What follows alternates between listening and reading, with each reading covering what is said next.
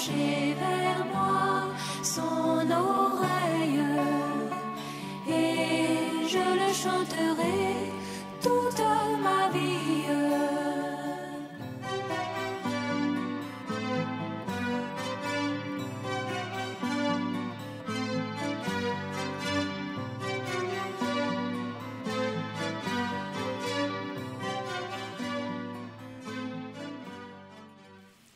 Gloire au Seigneur.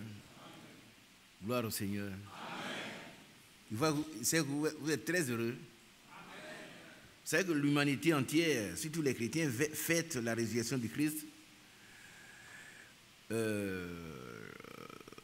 demain. Mais nous devons vivre cette résurrection tous les jours. Qui a bien compris? Ce n'est pas un simple jour où on vient fêter, mais ça doit être la vie de chaque jour qui glorifie le Seigneur. Alors, dans une heure, nous allons écouter la parole de Dieu. Moi, j'ai fait que vous rappelez quelques éléments pour que nous soyons attentifs, soyons très respectueux. Ce sont des moments précieux. Et tout à l'heure, le bien-aimé a rappelé l'importance de la nouvelle naissance que le Seigneur nous a rappelé pendant plusieurs séances. Je crois qu'il ne s'agit pas d'écouter les messages sur la nouvelle naissance, mais il faut vivre la nouvelle naissance. C'est une expérience que chacun doit faire. Il y en a qui pensent que, oh, le frère Nantais m'a parlé. Vous savez qu'il y a un secteur qui est allé quelque part. Il paraît que tout le temps, toute sa prédication a porté sur la repentance. Les anciens l'ont appelé, ils disent, mais toi, est-ce que toi, tu n'as qu'un seul message? Il dit, pourquoi? Mais depuis que tu es là, tu n'es pas que de repentance. Il dit, oui, j'en ai d'autres. J'ai beaucoup d'autres messages. Mais quand vous serez repentis, alors je prêcherai les autres messages. Nous avons besoin vraiment de naître de nouveau. C'est important. C'est très, très, très important. Et je crois que chacun est en train de vivre ces moments précieux que nous passons. Depuis le mercredi, nous étions ici. On était presque aussi nombreux que vous. Hein? Qui était là le mercredi? Regardez les mains. Il y en avait même de l'autre côté. Et le Seigneur nous a visités spécialement. Nous croyons que ça serait ainsi tous les mercredis. Pas seulement les mercredis, mais les samedis, les dimanches. Et toute notre vie. Nous devons être visités par le Seigneur Jésus-Christ. C'est ce qu'il attend de nous. C'est nous qui l'attendons. Nous avons écouté cette prédication du frère Branham. Celui qui est en vous est plus grand que celui qui est dans le monde. Et le frère a dit que c'est une réalité. Mais le Seigneur attend des gens en qui il va réaliser ce verset-là. On a demandé quels sont ceux qui sont prêts à se laisser, le Seigneur entrer en eux pour réaliser ce verset. Il y avait plusieurs mains. Qui avait levé la main? Le Seigneur, il cherche des gens en qui il va accomplir sa pleine volonté. Que Dieu vous bénisse. Alors tout à l'heure, le Seigneur va nous parler par la bouche de son serviteur. Nous allons tenir debout, lire quelques passages, seulement, puis prier jusqu'à ce qu'il soit le temps pour écouter la parole de Dieu.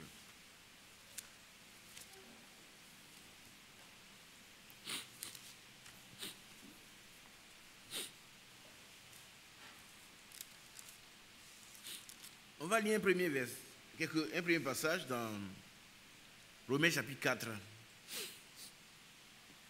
Vous savez de quoi ça parle? Romains 4 parle de la justification par la foi. Amen. Et donne l'exemple d'Abraham. Nous lisons donc Romains chapitre 4, verset 18.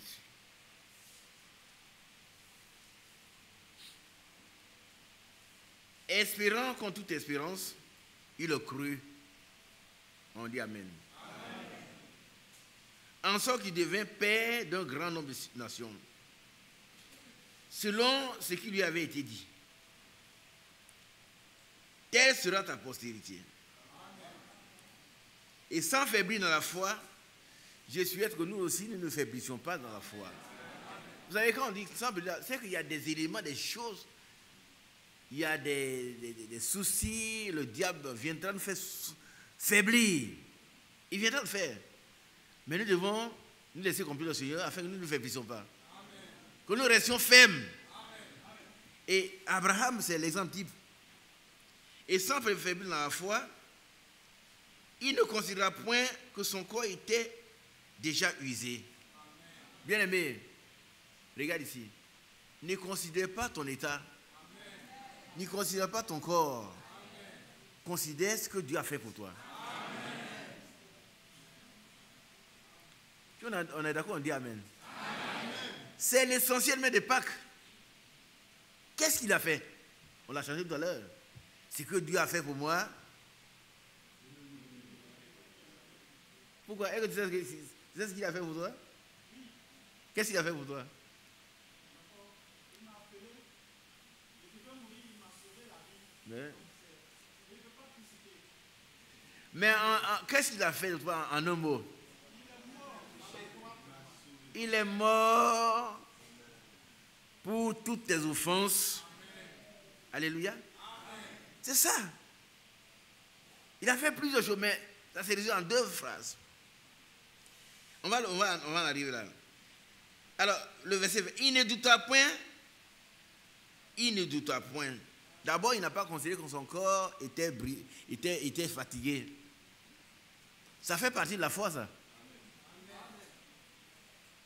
Quelqu'un qui ne considère pas qu'il est vieux, mais il ne considère que la parole de Dieu. Amen. Et tout ce qui faisait obstacle à sa foi n'existait presque pas pour lui. Amen. Dieu a dit, Dieu est capable d'accomplir. Amen. Et toi, c'est la même chose. Amen. Saisis cette occasion. Amen. Demain, si Dieu le permet, nous allons rester jusqu'au matin. Mais que ces moments soient des moments précieux pour toi. Amen. Quand tu saisis l'occasion pour recevoir ce que Dieu a prévu pour toi. Amen. Je rappelle que c'est pas ce que tu as fait qui est le problème. C'est parce que qui est qui compte, mais ce qu'il a fait. Amen. Et ce qu'il est. Amen. Lui, il est le Seigneur. Il est Dieu Tout-Puissant. Et ce qu'il a fait pour toi, saisis-le. Amen. Amen. Il ne douta point par incrédulité au sujet de la promesse de Dieu. Mais il fut fortifié par la foi. Amen. Mon frère, sois fortifié. Il faut être fort. Amen. Même si tu n'as pas encore obtenu la chose, dis que puisque c'est Dieu qui me l'a promis, il est capable d'accomplir ce qu'il a dit. On a prié pour tous les domaines de la vie tout à l'heure. Je ne vais pas revenir là-dessus. Mais dans chaque domaine, sache que Dieu a fait une promesse. Amen. Dieu a fait plus de 600 promesses dans la Bible. Plus de 600. Et tu dois recevoir ta promesse. Amen. Mais en croyant que ces promesses-là te concernent, le Seigneur lui-même, vous savez comment il agissait? Il disait aux pharisiens, n'est-il pas écrit dans la Bible de moi? Est-ce qu'on ne dit pas telle chose de moi? Amen. Donc il prenait ce qui était à lui. Amen. Nous avons aussi les promesses. Chacun doit s'approprier les promesses de Dieu. Amen. Ça c'est la première chose. Et par la foi et la persévérance, amen, afin que ces promesses soient accomplies pour lui. Amen. Par contre, toutes les promesses sont oui et amen en Christ. Mais elles sont là pour toi. C'est vrai, frère. Elles ne sont pas là pour quelqu'un d'autre. Mais c'est pour toi. Et c'est pour moi. Et tu dois pouvoir les recevoir. Donc, on ne doit pas douter, même si les promesses tardent. Il est écrit si la prophétie tarde, attends-la. Mais ça veut dire attends, ça veut dire quoi? Allez, sois patient et espère. Crois que ce que le Seigneur a dit, il peut l'accomplir. Toi qui m'écoutes cet après-midi, que tu sois en ligne. Alléluia. Que tu sois dans la salle, sache que le Seigneur a fait des promesses pour toi. Et le Seigneur est fidèle. Il accomplit toujours ce que sa bouche dit. Lui, il a le pouvoir. Un frère peut vous promettre des millions. Mais il faut qu'il soit encore solvable. Il ne s'agit pas de promettre. Mais il faut être capable de faire ce qu'on a promis. Et c'est pour cela que lorsque cet homme, accompagné par ses amis pleins de foi, ont fait descendre cet homme malade à travers le toit. Vous voyez quelle est leur foi? Il voulait à tout prix que Jésus le voie. Mais que toi tu veux cela. Est-ce que tu veux que à tout prix Jésus te voie? Tu veux le toucher? Alors sache que ton problème est réglé. Je n'ai aucun intérêt à vous mentir. C'est la vérité. Tous ceux qui ont pu dire au mot ont été exaucés. Et ils ont pris le courage et puis l'audace d'ouvrir un toit qui ne leur appartient pas. Tu dois aussi avoir l'audace. Parce que la foi, c'est une audace. Quand vous voyez un petit enfant comme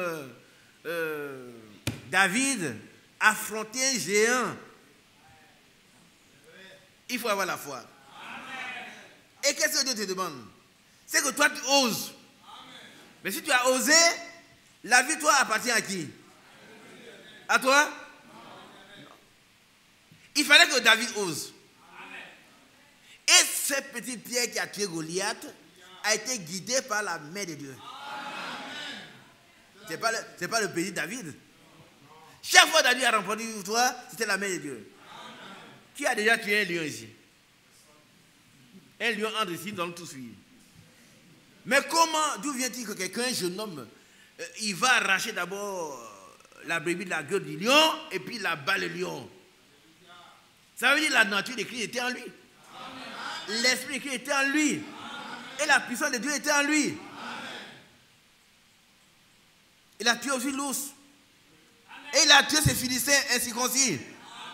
Il était certain que la débandade d'Israël prend fin. 40 jours. Il a dit, mais il a assez insulté le Dieu saint.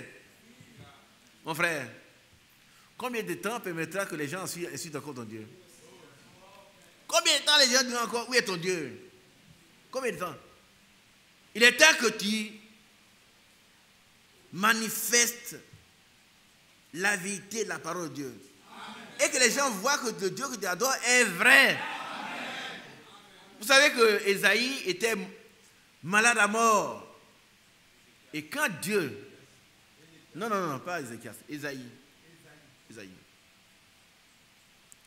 Il ne parle pas d'Ézéchias, c'est Ésaïe. Et quand il a été guéri, il dit, mais j'ai crié à toi.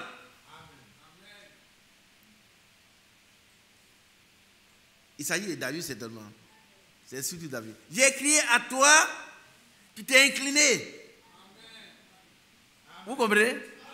Moi, ça me plaît quand je lis ces versets-là. Dieu est tellement grand. Criez à lui.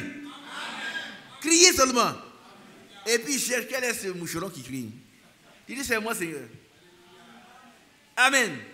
J'ai crié à lui et il s'est incliné vers moi et il m'a exaucé. Il m'a retiré de la boue de la destruction.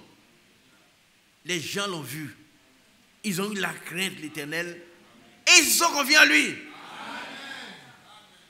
Pourquoi les gens dans la famille se confient à l'Éternel? Quelquefois, tu as une part. Qui croit cela? Tu as caché ton Dieu dans ta poche.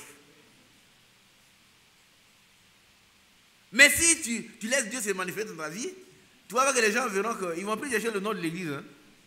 Non. Ils vont voir le Dieu que tu adores est le seul vrai Dieu. Ils vont se donner à lui.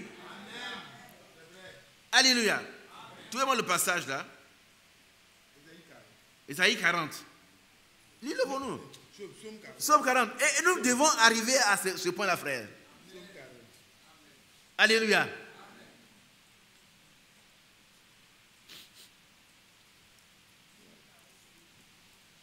Je vais vous laisser dans quelques minutes pour que... Ça, c'est pour vous préparer à l'écoute. Mais que nous soyons attentifs, sachant que notre Dieu que nous adorons, il est vrai. Amen. Il est vrai. Amen. Il y en a qui sont fatigués, asseyez-vous.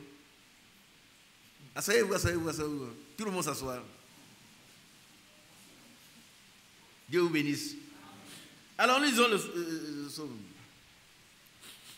Au chef des chantres de David, psaume. J'avais mis en l'Éternel mon espérance. Voilà. Mettons notre espérance, hein? Qu'est-ce que c'est l'espérance? Voilà. L'espérance, c'est quoi? À vous, c'est quoi l'espérance?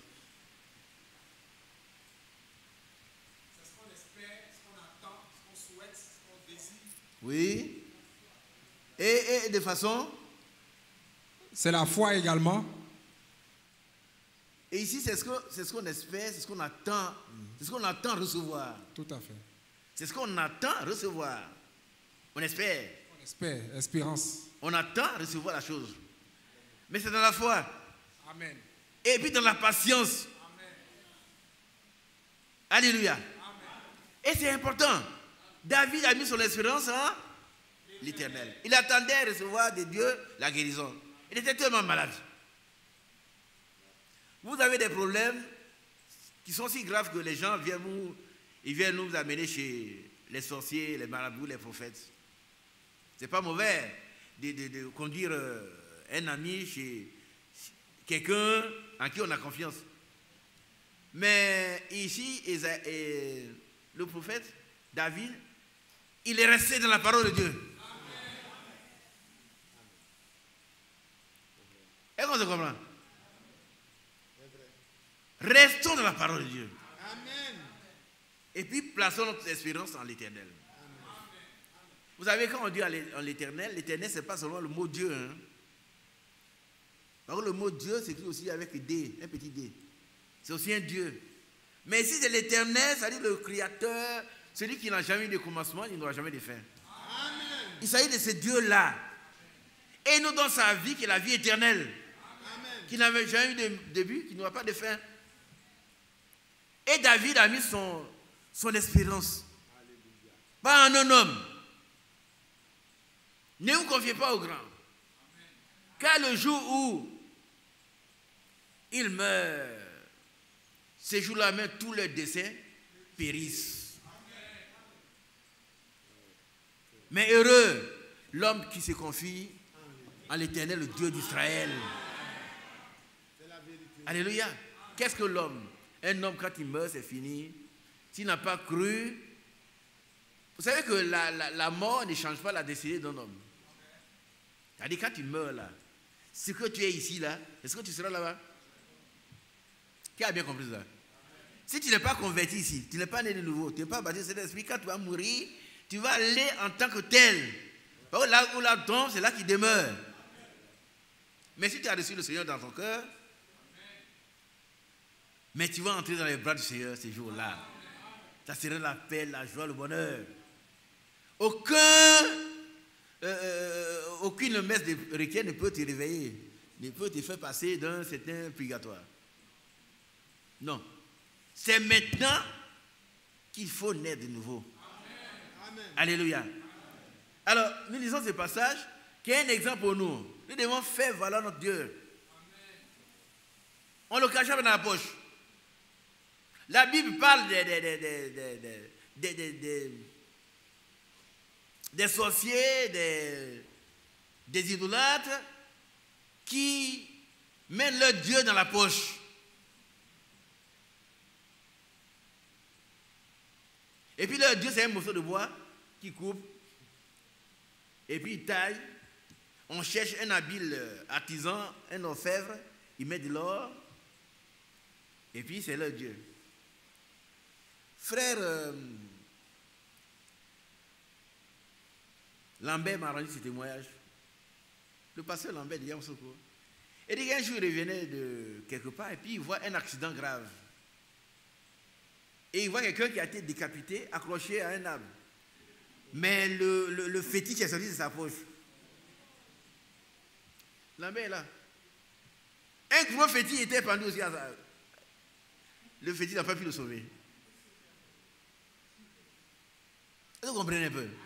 Je crois qu'ici, là, nous sommes loin de ça. Le seul vrai Dieu, il nous écoute, il nous exauce, il nous bénit. Et c'est pourquoi on chante, ce qu'il a fait pour moi, je ne l'oublie jamais. On ne peut pas. On ne peut pas l'oublier. On ne peut pas l'oublier. Personne ne pourrait faire ce qu'il a fait pour nous. Personne. Aucun parent. Aucun parent. Aucun médecin.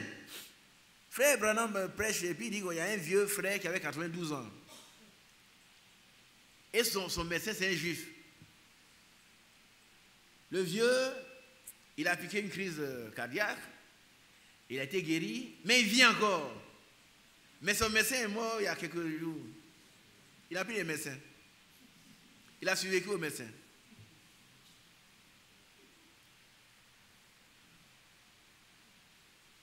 Notre vie dépend de Dieu.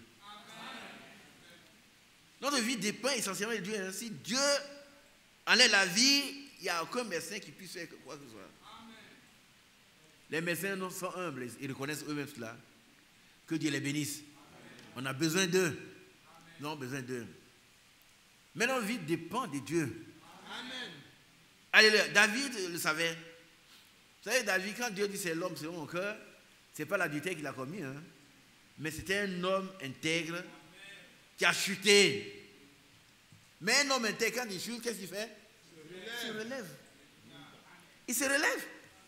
Il tombe 7 fois, il se relève. Mais un impie, le péché, c'est sa nourriture. Il se vaut dedans et puis il continue. Alors voilà ce que David a écrit ici. C'est important pour toi et pour moi, frère, que chez nous, au village, à la maison, les gens sachent que nous sommes des adorateurs du vrai Dieu. On n'aura plus de discussion sur le nom de l'église. Ils vont voir eux-mêmes notre Dieu en action. Amen. Allons-y, frère. Je reprends.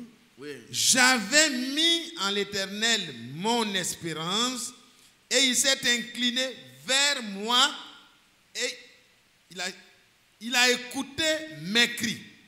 Et il s'est incliné vers moi, il a écouté mes cris. Il m'a retiré de la fosse de destruction, du fond de la boue. Et il a dressé mes pieds sur le roc. Il a affermi mes pas. On est heureux. Amen. C'est ce qu'il fait pour les enfants. Hein? Ah oui.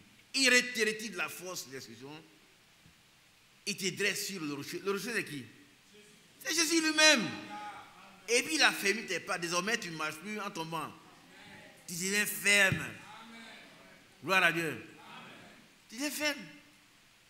Mais vous savez qu'il y a des gens qui sont toujours en train de nous voir. Où est ton Dieu? Où est ton Dieu? Mais ils vont voir son Dieu.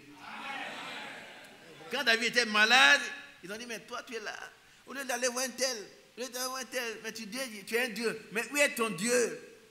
On va le voir. Mais ils l'ont vu. Ils l'ont vu.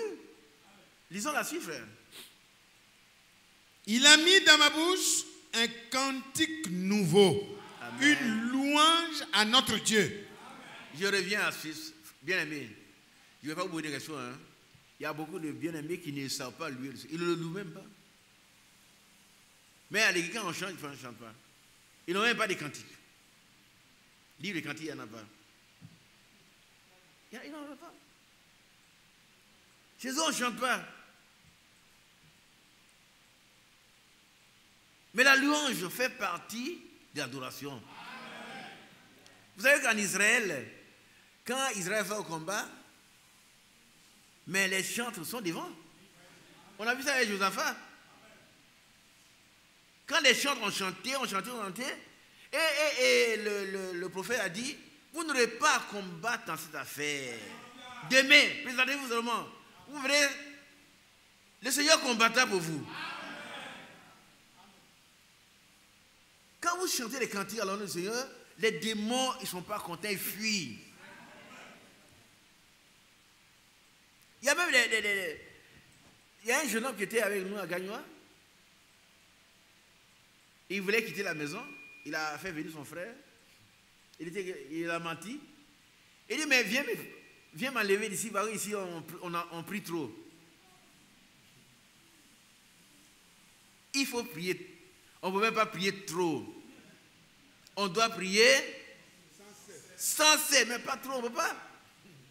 On a tellement de problèmes. Si toi tu n'as pas de problème, il y a des gens qui ont des problèmes. Si toi, les gens n'ont pas de problème, dans la nation tout le temps on a des problèmes. Tu vas apprendre, on a tué un tel ici, on a vidé le sang un tel. On ne peut même plus aller au champ.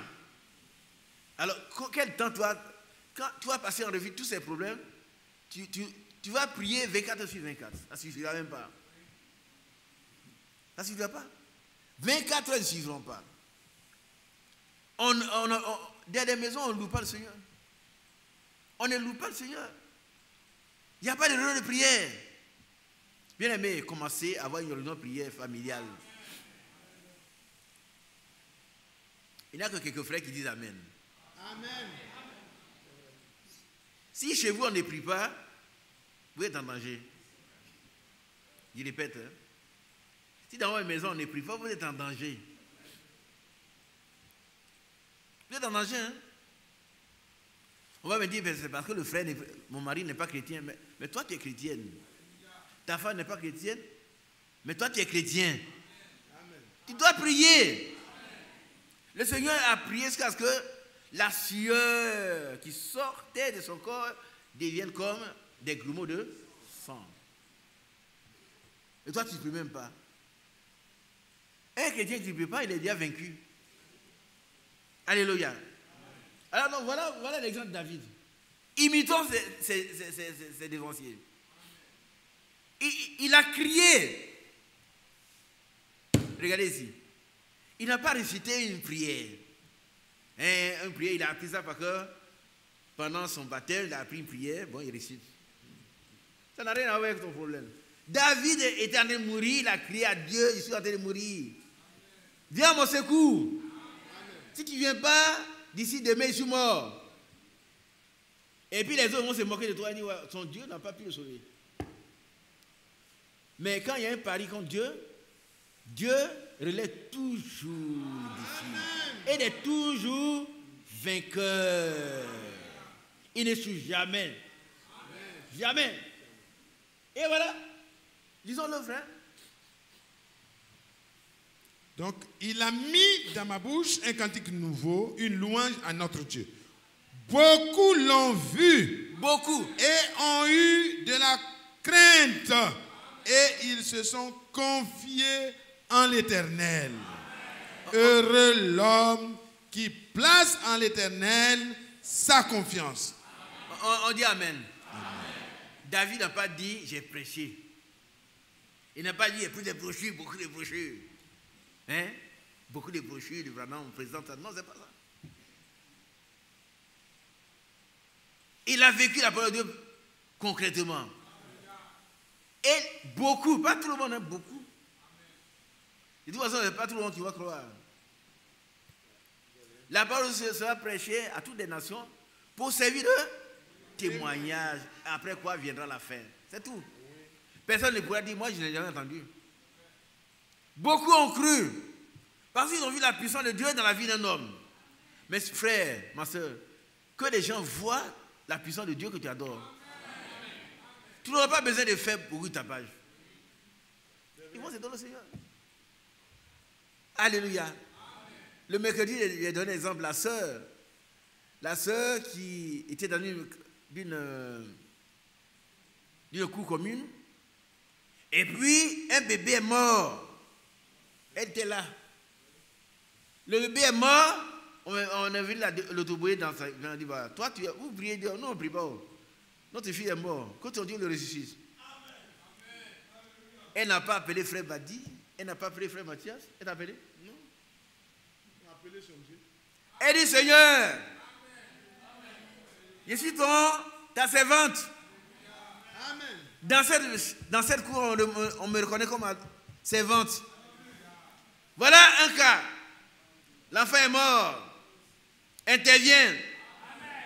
L'enfant qui était mort a commencé à arriver.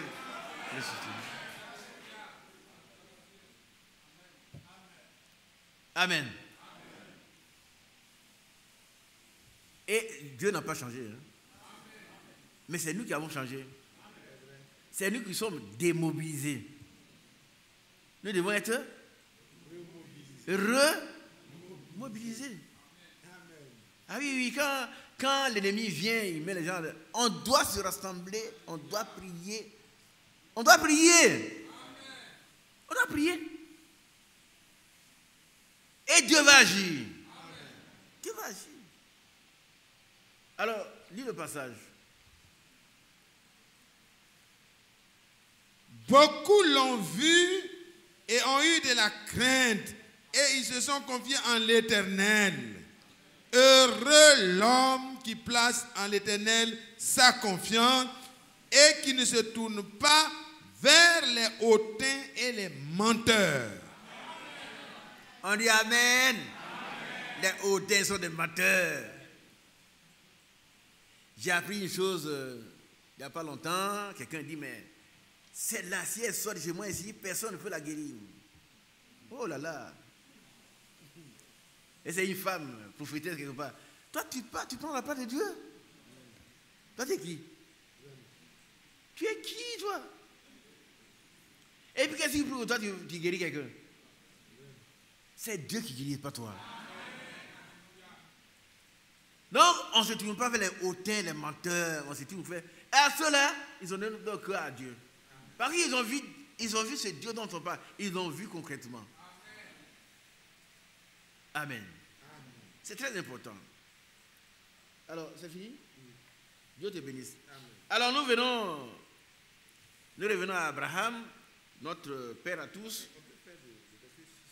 On va dire verset 6. Tout à l'heure, je vais vous laisser, mais il faudrait que nous soyons remobilisés pour la prière. Qui est d'accord? Quand on dit venez prier, il faut que tout le monde soit là. Si on doit jeûner, on jeûne. Et Dieu va répondre. Amen. Dieu va répondre. On ne va pas l'obliger. Mais puisque nous faisons notre part, il va faire sa part. Amen. Il a dit à Frère Branham dans le message qu'on a entendu le mercredi, Frère Branham a dit, je ne vais plus tuer des gibiers. Sauf si c'est vraiment nécessaire. 3 biches sont venues à sa portée avec ses enfants. Une biche et ses 2 sœurs. Le frère, il dit aux biches, vous êtes à ma portée. Je ne sais pas où tuer tous les 3. Mais partez. Et puis, plus il parlait, plus les biches s'approchaient de lui. Nous, on aurait fait autre chose. On dit là, vraiment, je n'ai rien à manger. La grosse, là, je vais la vendre à temps. Et puis les 2 autres, ça va faire la fête. Le frère Brian, il n'avait que $50 par semaine. Peut-être qu'il n'avait même rien à la maison. Mais il a fait une promesse à Dieu et il tient la promesse. Amen. Il dit, allez-y, je ne vais pas vous tuer. Plus il parlait, plus les biches venaient vers lui. Il les a chassés et sont partis. Et Dieu lui a dit, puisque tu as tenu ta promesse, je tiendrai aussi la mienne. Amen. Ma soeur, est-ce que tu veux que Dieu tienne sa promesse? Amen. Lève la main si tu veux. Donc sache qu'il va tenir sa promesse, mais tiens aussi ta promesse à toi. Amen. Et mon frère, mais Dieu va tenir sa promesse. Amen. Mais d'abord, tiens ta promesse à toi. Amen. Et qu'est-ce qui s'est passé? Dieu a dit, je vais tenir ma promesse.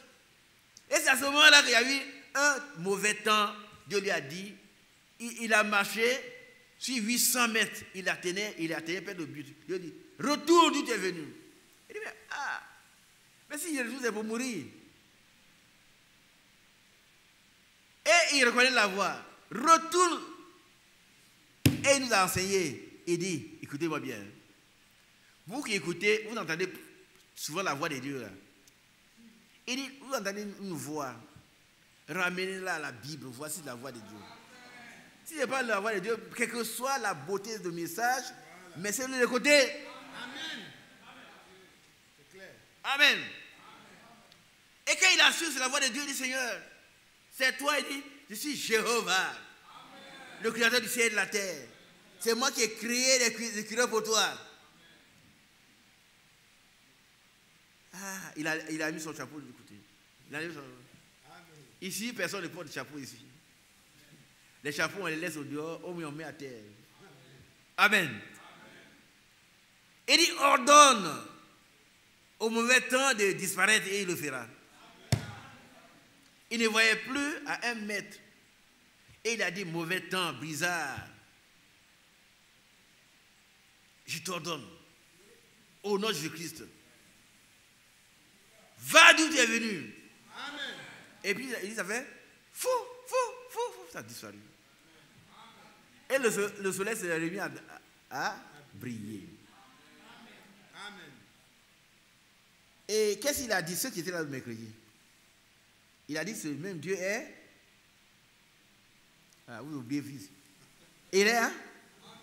Il est en nous. Et puis il a dit autre chose. Il est encore là ce soir. Ah, on était heureux. Est-ce qu'il n'est pas là ce soir? Il est là ce soir. Plaçons notre confiance en lui. Et il va agir. Abraham l'a fait. Abraham l'a fait et puis Dieu a agi. Mais par rapport à Abraham, j'ai dit une chose importante pour moi. Peut-être que, je ne sais pas si c'est important pour vous, on a 30 minutes. J'ai dit, je ne fais pas un long discours. Hein. Mais c'est vous rappelez des choses que vous connaissez. Qu'on soit ferme là-dessus. Vous savez, très souvent, notre cœur est trop fermé. Notre cœur est trop fermé. Il n'y a pas de bonté, il n'y a pas d'amour pour les autres.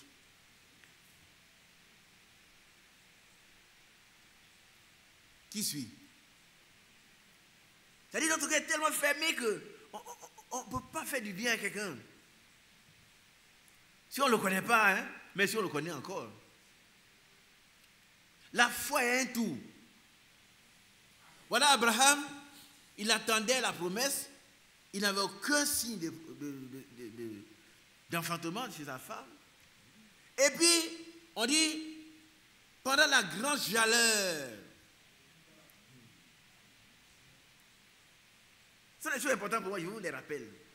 Pendant la grande chaleur, le vieux était dans sa tente et il voit passer 3 personnes, 3 étrangers.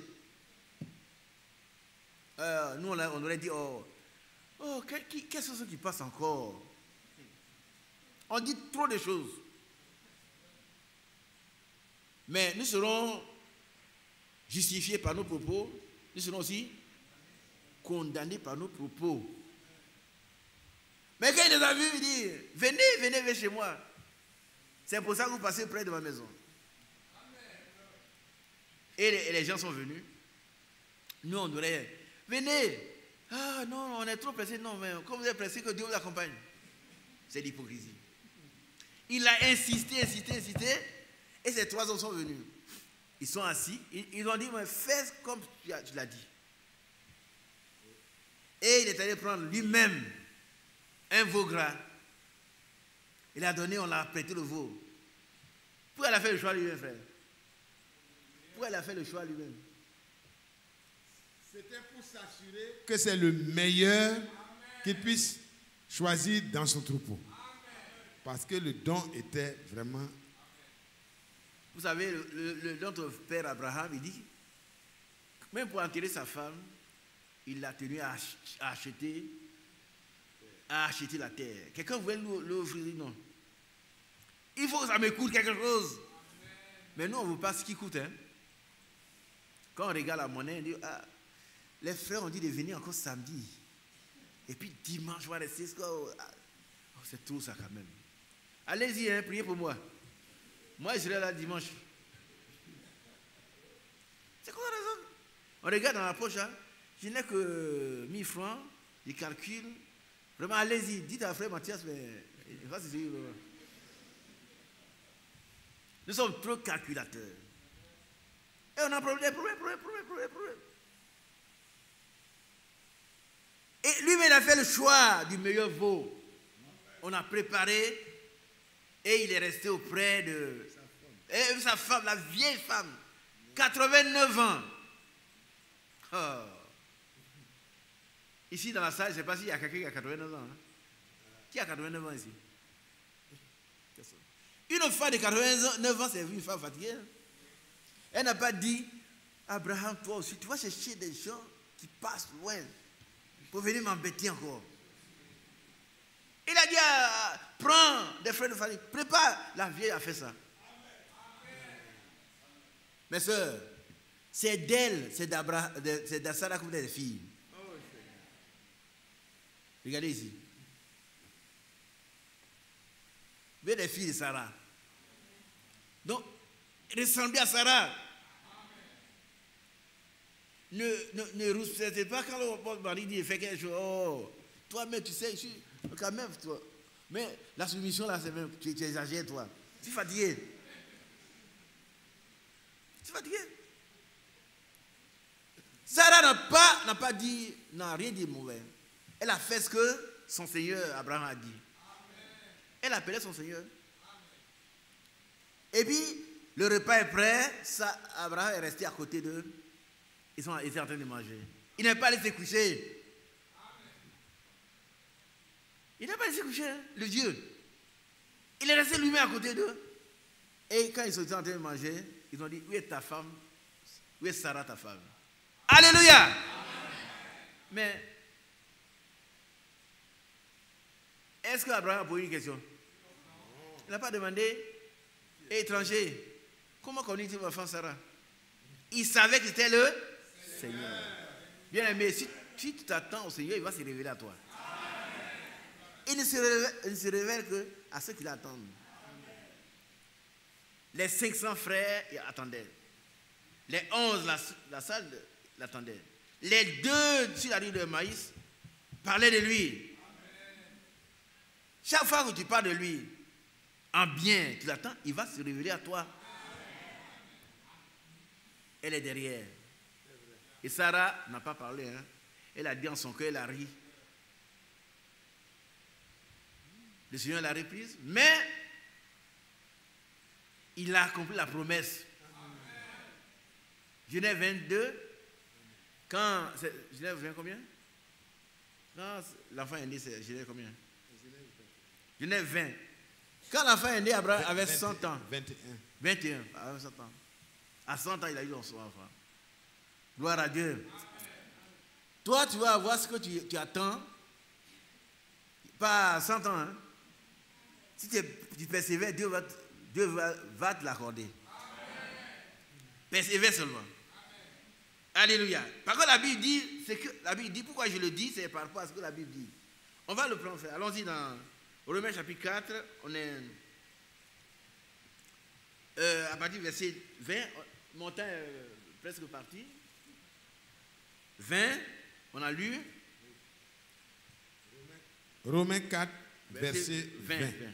Il ne douta point par incrédulité au sujet de la promesse de Dieu, mais il fut fortifié par la foi, donnant gloire à Dieu et ayant la pleine conviction que ce qu'il promet, il peut aussi l'accomplir. Oh, bien aimé, vous allez dire amen. Est-ce que votre amen, c'est ça? Ça veut dire quoi? Richard, Kwame, mon cher professeur, ça veut dire quoi? Ton amen, ça veut dire quoi? Voilà ce qui est écrit. Ayant la pleine conviction que ce qu'il promet, il peut aussi l'accomplir. Tu as dit amen, ça veut dire quoi? Ça veut dire qu'il est fidèle pour accomplir ses promesses. Hein? Le Seigneur est fidèle pour accomplir ses promesses. Oui, ça tout le monde le sait. Donc, je m'appuie sur cette fidélité et puis je crois que ça va s'accomplir, ce qu'il a promis. Pour moi, oui. Pourquoi tu as peur de le dire? Pourquoi tu as peur de dire ce qui est vrai? Ce qui est sûr, c'est que le Seigneur va accomplir ses promesses pour toi. C'est une réalité. Il ne change pas. Amen. Nous continuons. C'est pourquoi cela lui fut imputé à justice. Oui. Mais ce n'est pas à cause de lui seul qu'il est écrit que cela lui fut imputé. C'est encore à cause de nous à Alléluia. qui cela sera imputé. À nous qui croyons en celui qui a ressuscité des morts, Jésus notre Seigneur. Qui croit cela? Donc, cela sera aussi imputé à justice. C'est ce que Dieu a promis, il va le faire pour toi. C'est indiscutable. C'est indiscutable. Mais nous n'avons plus laissé dans la théorie. Il faut passer à la pratique. Il faut qu'on voit ce que Dieu fait pour toi. Afin que les gens croient. Continuons. Donc je reprends. C'est encore à cause de nous à qui cela sera imputé. À nous qui croyons en celui qui a ressuscité des morts, Jésus notre Seigneur, qui a été livré pour nos offenses et est ressuscité pour notre justification. Amen. Oh, dites un grand Amen. Et ça là, aujourd'hui, on l'appelle comment? Lequel a été livré pour nos offenses et ressuscité, c'est quoi? Qu'est-ce que les gens fêtent aujourd'hui? C'est la fête des Pâques. C'est la résurrection de Christ. Là, il est mort pour que tous tes péchés te soient pardonnés. Tout. Les sœurs ne sont pas d'accord. Tous tes péchés, tout, ont été pardonnés. Mais il n'est pas resté là. Il est ressuscité pour que tu sois vu par Dieu comme quelqu'un qui n'a jamais péché. Et ça, c'est plus grand encore. Moi, je suis tellement heureux. Ça veut dire que toi, Dieu te voit comme quelqu'un qui n'a jamais péché. C'est ça la justification. Et ça, Pâques. Mais ce n'est pas Pâquinou. Ce n'est pas les gens qui vont boire cette nuit jusqu'au matin. Et il y a des œufs de Pâques. Dieu n'a pas de ces choses-là. Hein. C'est du paganisme. C'est du paganisme. C'est à l'orée d'une fête que le Pacha Club a été brûlé. Qui s'en souvient? Il y a quelques personnes âgées. Il y a une boîte de nuit ici à Abidjan. Hein? Une boîte de nuit ici, à l'orée d'une fête. Hein? C'est Noël? Je ne sais plus. Ils sont allés, au lieu d'adorer leur Dieu comme nous le faisons, ils vont dans des bars, dans une boîte de nuit. Et ça a été brûlé. Peut-être tous ont été brûlés. Donc, quand on parle de Pâques, ce n'est pas Pâquinou, mais c'est la résurrection de Christ. Il est mort pour tous nos péchés. On dit Amen. Ça, moi, j'aime ça, parce que tous mes péchés, les gens qui ne sont pas chrétiens, ils tuent encore des moutons, ils tuent des bœufs pendant ces fêtes de Pâques là. Vous allez dans le village, ils ont attaché des moutons. Ils vont adorer les mains des ancêtres. Ils vont au village pour adorer les fétiches, pour que les fétiches soient apaisés contre eux. Mais nous, on n'a pas béni ça. Il y a eu l'effusion suprême du sang suprême. Désormais, tous nos péchés ont été pardonnés. Non seulement pardonnés, mais jetés dans la mer de l'oubli. Alors le Seigneur, il ne s'en souvient plus. Et puis il est ressuscité pour montrer que nous n'avons plus de péché. Nous n'avons jamais péché. Et c'est pourquoi on peut crier à lui. On peut chanter jusqu'au matin. On peut danser. On ne peut pas danser à Afra Blondie. Si tu danses encore les chants d'Afra Blondie, mon cher ami, tu as des problèmes. Et tu as bien compris. Afra Blondie, c'est bien, mais ce n'est pas pour nous. Hein?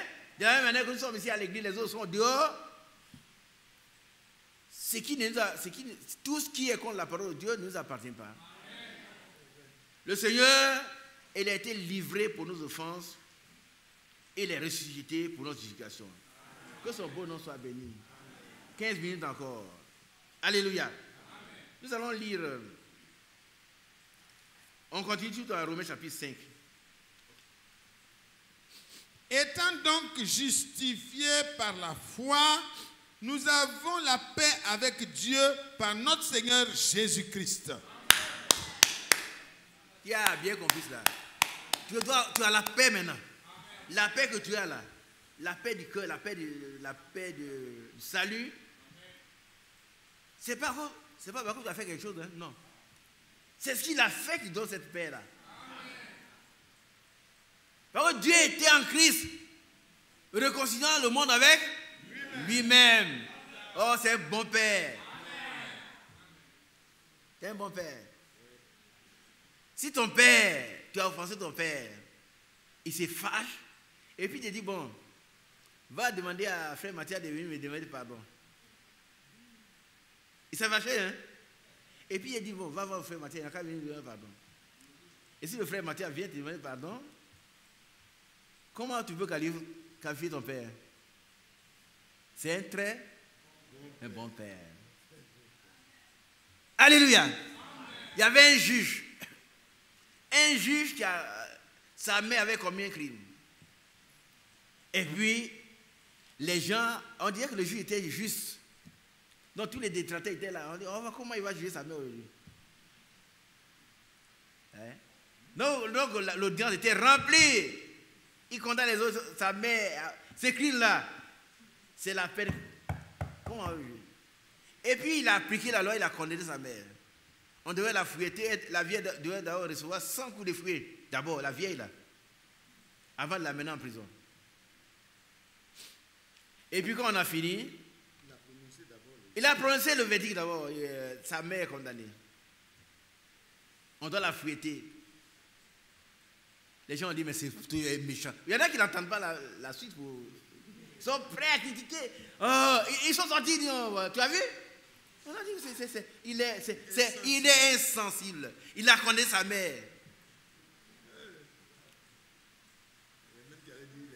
Et puis, il a levé sa touche, il a déposé. Et puis, il s'est placé là. Il a mis sa mère de côté. Et il a donné son cou, son dos, on lui a donné 100 coups. Dites Amen. C'est pas beaucoup, c'est pas fort. Dites Amen. Amen. Qui a fait ça pour toi? Jésus-Christ. Amen. C'est lui qui a fait ça. C'est lui qui a fait ça. Sans effusion de sang, il n'y a pas de rémission de péché. Il fallait qu'il y ait l'émission de sang d'un seul, capable de donner son sang. Le sang de Dieu. Le sang de Dieu, c'est le sang de Dieu. Et il a accepté de mourir. Quelqu'un nous a posé la question une fois, tu étais là?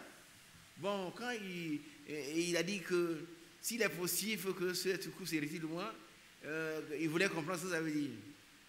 On lui a dit, mais Jésus-Christ était entièrement homme et totalement Dieu.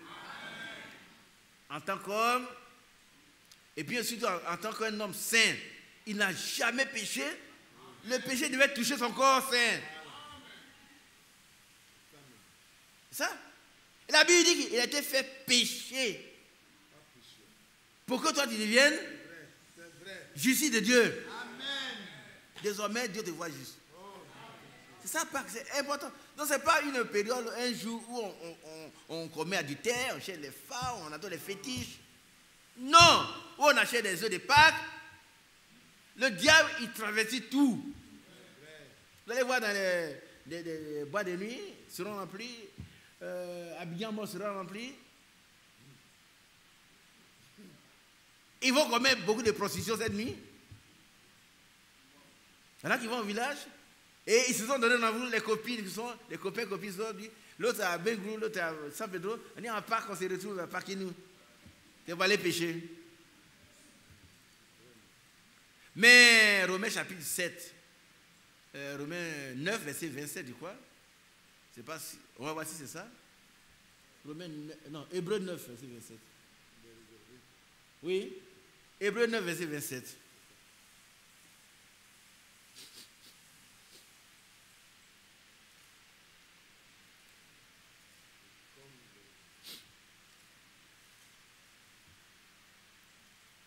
Hébreux 9, verset 27. Ouais. Et comme il est réservé aux hommes de mourir une seule fois, après quoi vient le jugement, de même Christ, qui s'est offert une seule fois pour porter les péchés de beaucoup d'hommes, apparaîtra sans péché une seconde fois à ceux qui l'attendent pour leur salut. Qui l'attend pour son salut? Nous, on attend. On dit, viens, Seigneur Jésus. Maranatha. Viens. Il va apparaître une fois pour nous, sans péché. Alléluia. Alors,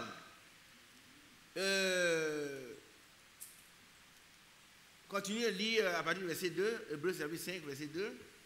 Lire 1 d'abord, on va replacer. Est-ce que vous suivez un peu? Le Seigneur est mort pour nous, pour nos péchés. Il est ressuscité pour que nous n'ayons plus de péchés. Nous ne sommes plus des pécheurs. Comme si nous n'avions jamais péché. Ouais. Étant donc justifiés par la foi, nous avons la paix avec Dieu par notre Seigneur Jésus-Christ, à qui nous devons d'avoir eu par, nous avons eu par la foi accès à cette grâce dans laquelle nous demeurons fermes et nous nous glorifions dans l'espérance de la gloire de Dieu. Amen. Continuons. Bien plus, nous nous glorifions même des afflictions. Amen. Amen. Qui a compris ça? Sachant que nous avons la gloire qui nous attend, oui, même dans les problèmes, les difficultés, nous sommes heureux. Nous sommes heureux. Nous sommes heureux. Parce que nos afflictions présentes ne sauraient être, nos légères afflictions, ne sauraient être comparées à la masse de gloire qui nous attend des cieux. Et l'apôtre Pierre dit, cet héritage-là nous sera révélé bientôt. Mais puisque le faux, nous devons maintenant être éprouvés par diverses épreuves. Il le faut maintenant. Pas puisque c'est impossible, non. Il le faut. Par contre, l'homme périssant est éprouvé, à plus forte de raison, notre foi doit être éprouvée. Amen. Amen. Alors nous continuons, frère. Bien plus, nous nous glorifions même des afflictions, sachant que l'affliction produit la persévérance. Non. Oui. Oui, la persévérance. La persévérance produit la victoire. L'affliction produit la persévérance. Amen. Quand quelqu'un souffre et qu'il est vraiment converti, qu'est-ce qu'il fait? Il a dit, il reste accroché aux promesses de Dieu. C'est la persévérance. La persévérance, c'est le non-relâchement. Il a dit, on ne se relâche pas. On reste accroché. Il a pris le bus à Bassal. Il va à Nyama. Et puis, il sait qu'il y a un embouteillage, il n'y a pas un autre bus. Qu'est-ce qu'il va faire? Il est dans un petit coin là. Il est suspendu comme ça. Il ne demande pas de descendre. Hein? Mais pourquoi? Il doit arriver. Tu veux descendre maintenant? Mais tu vas arriver où? Ah oh!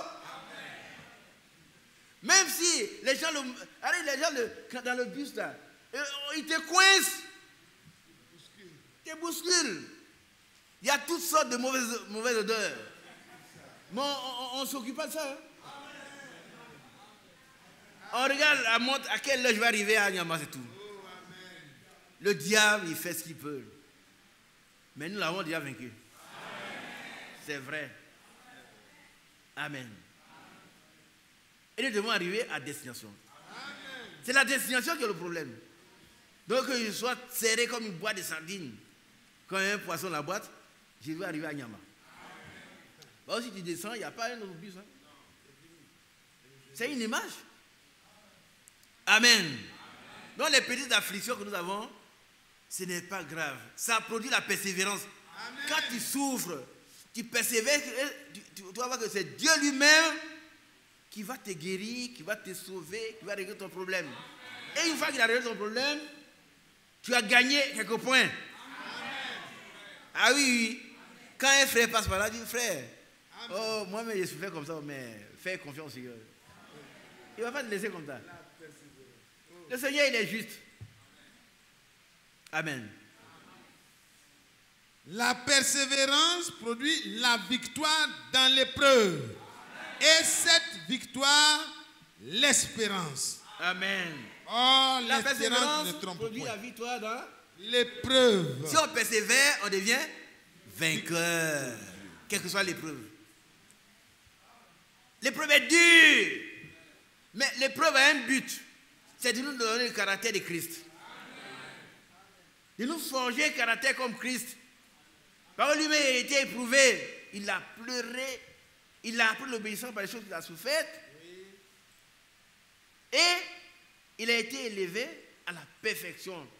Il est devenu désormais l'auteur d'un salut éternel pour ceux qui lui obéissent. Amen. Le chemin que le maître a suivi, c'est le chemin que les disciples doivent suivre. C'est important, frère. Amen. L'espérance ne trompe point. Amen. Amen. Continuons. Or, l'espérance ne trompe point, parce que l'amour de Dieu est répandu dans nos cœurs par le Saint-Esprit qui nous a été donné. Oh, vous n'êtes pas heureux. Amen. Qu'est-ce que l'apôtre Paul dit ici? L'amour de Dieu est répandu dans nos cœurs par quoi? Un point. Pourquoi est-ce que vous n'êtes pas heureux? Qui nous a été donné. Le Saint-Esprit nous a été donné. C'est un don. Le jour de la Pentecôte, Pierre a dit, et vous recevez le don du Saint-Esprit. Il a été donné. Maintenant, si tu ne veux pas le recevoir, ça c'est la faute de Dieu. Bon, il est là, non? Bon, il utilise quand même les 3 minutes. Verset 6. Le verset 6. Car lorsque nous étions encore sans force, Christ, autant marqué, est mort pour des impies. Vous n'êtes pas content? On était sans force. Moi, j'étais quelque part dans le péché. Toi aussi, tu étais quelque part. Mais si toi, tu n'as jamais péché corporellement, mais tu es né dans le péché. Tes parents sont des pécheurs. Non, tu es pécheur. Il a fallu que le Seigneur vienne mourir pour toi. Amen. Et c'est ça Pâques. Hein? C'est pas la fête, quand on va se dire, vous allez voir les gens en train de boire de la bière avec des prostituées. Ça, c'est la perversion du diable. On n'est pas dans ces choses-là. Non, continuons, frère. À peine mourrait-on pour un juste. Quelqu'un peut-être mourrait pour un homme de bien. Mais Dieu prouve son amour envers nous en ce que, lorsque nous étions encore des pécheurs, Christ est mort pour nous. À plus forte raison donc, maintenant que nous sommes justifiés par son sang, serions-nous sauvés par lui de la colère. Car si, lorsque nous étions ennemis, nous avons été réconciliés avec Dieu par la mort de son Fils, à plus forte raison, étant réconciliés, serons-nous sauvés par sa vie. Et non seulement cela, mais encore, nous nous glorifions en Dieu par notre Seigneur Jésus-Christ, par qui maintenant nous avons obtenu la réconciliation. Amen. Voilà deux. Qui a obtenu la réconciliation? Ça dit que le diable prie aller dire à Dieu, tu vois, à vous, il est péché. Non. Ah non, non, non, non. Jésus va lui dire, mais à vous là, j'ai pris son péché. Et dans la confusion, il va aller chercher à tromper des ignorants. Amen. On va se tenir debout pendant qu'on prépare. Il peut venir préparer maintenant ici. Il peut venir préparer là pour une pause. Lèvons-nous, frères. Donne-lui merci pour la réconciliation que Dieu nous a accordée. Nous étions morts dans nos péchés, éloignés de Dieu, mais il nous a réconciliés avec lui. Amen. Par la mort et la résurrection de notre Seigneur. Disons merci au Seigneur.